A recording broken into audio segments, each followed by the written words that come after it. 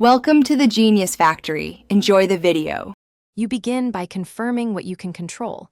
Check the iPhone model and iOS and verify activation lock appears. Have the proof of purchase and the device serial or IMEI ready because Apple requires ownership evidence. This saves time. If you know the Apple ID email, try a password reset from another device now.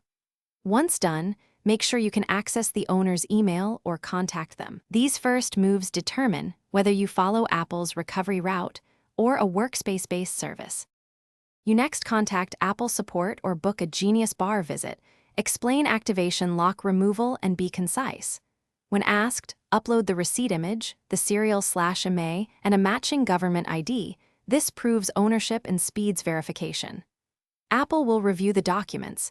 Make sure the names and dates match exactly, otherwise they will request more info.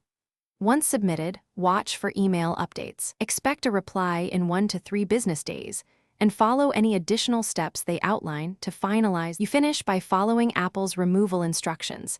This may be a remote unlinking or a confirmation code. Then sign in and reset the device to complete setup. If Apple denies the request, ask for the specific reason and resubmit corrected documents right away. Discrepancies are the usual culprit. Make sure to try another support channel or request escalation if progress stalls. One key tip: keep copies of every message and upload timestamps. That paper trail makes appeals and writ checks far easier.